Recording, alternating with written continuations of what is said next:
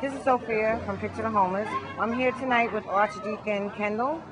Archdeacon, I'd like to know how you feel about this new policy that's been put in place by the administration.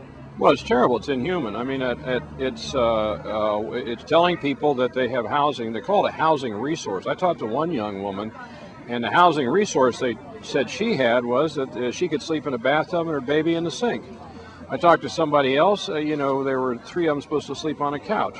Another person has a sister or something, and she's supposed to sleep on the floor.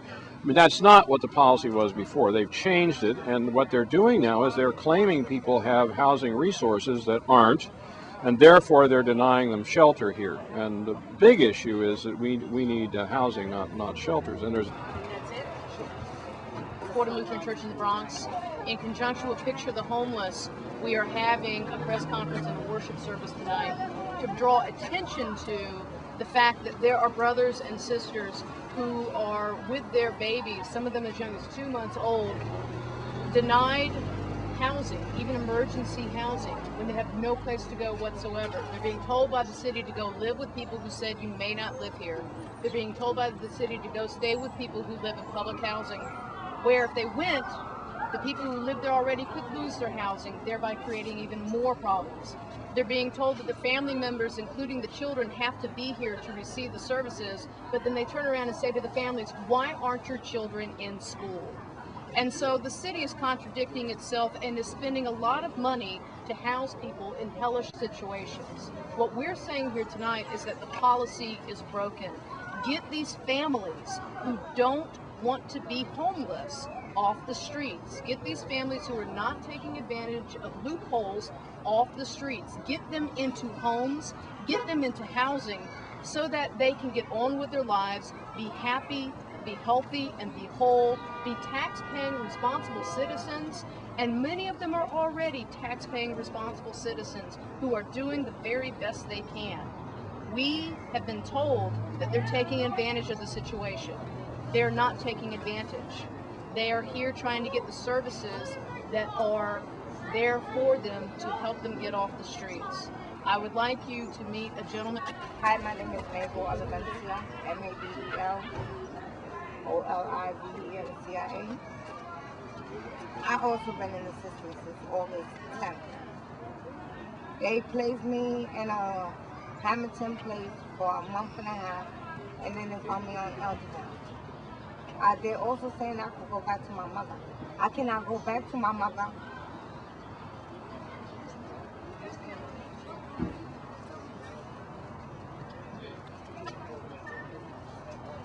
I can't go back to my mother.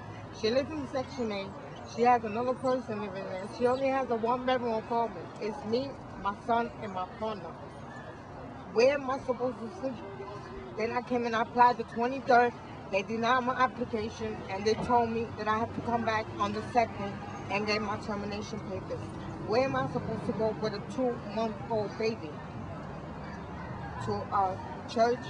A church is not going to help us for so long. We really need help. If everybody would stick together, we would work on getting everything together. But we really need to get together and get these people to get us some housing.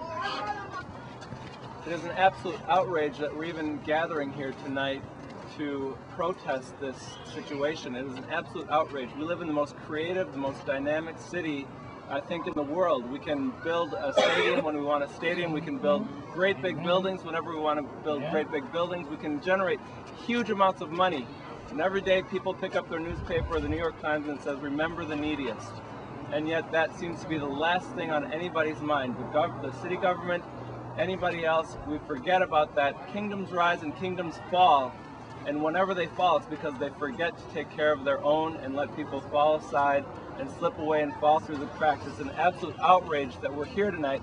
And I implore everybody in the city to start thinking creatively and find a way. If we can build a skyscraper, why can we not build housing for people to live in? My name is Rogers, R-O-G-E-R-S, volunteer with Picture the Homeless for the last few years. The bottom line is, homeless New Yorkers, unless you can show up between 9 and 5, with your letters of eviction, with letters from every relative that you have in the tri-state area saying you can't live with them, with letters from every place that you've lived in the last few years saying you're no longer welcome there. Unless you can do all of that during 9 to 5 with your children, with you, you can't get housing. That's the bottom line. These are all the ridiculous constraints that are put upon homeless people in New York City. You have to prove that you're homeless. And the people in this PATH Center, the bureaucracy that they use is something that is burdensome and creates even more homeless people. When you have someone who becomes homeless, you come home and you find out that you're homeless, 5, 6, 7 o'clock in the evening, the people in the center will not be processing you. Come back in the morning with all your documentation and with your children. The bottom line is that homeless New Yorkers deserve a place to live. Good evening. My name is Camilla Pinckney Price, and I'm the Chief of Staff for State Senator Ruben Diaz. I have been at this site since it'll be 2 weeks tomorrow, and our office has been helping families that have been denied shelter from PATH. I have yet to see the family that the mayor is stating that are using PATH as a scam to get cheaper housing. The people we have been helping are people that really need housing. And like the gentleman just said, I don't believe, I have a home and I'm out here with them. I feel like I'm part of the system, but that's not a problem to me because I feel that these people deserve the help, our help right now. The conditions that they have to stay in here and the conditions that they live in when they go overnight, I don't even know how they're doing it. To hear the stories of the bed bugs, to hear the stories of what I seen in there with a mopping the floor and mopping the toilet. And then they want these kids and these families to use those bathrooms. The nastiness from the workers inside is outrageous. Yes. It's so deeply entrenched in there. So the only way we're going to get this taken care of is to get rid of everyone in there and start fresh. To give these families sandwiches, ice cold sandwiches and sour milk. And then to threaten them, come out, if you go in the street, we're going to call ACS. Well, you're putting them in the street, so why are you calling ACS on them? For these kids not to go to school and not to get a decent education, what are we trying to show them? This is a way of life? This is how we're supposed to live? No. Take the $150 per family that you put overnight in those hotels and take that money and put these people in apartments. It'll be much cheaper and then you don't have to worry about no homelessness. But no, they rather house them for $150 a night and say, okay, this is where you're going to do it. And then come in here and then torture them. They are being tortured and they are laughed at and then mocked at. This is ridiculous. And Mayor Bloomberg is looking at it and he knows me very well.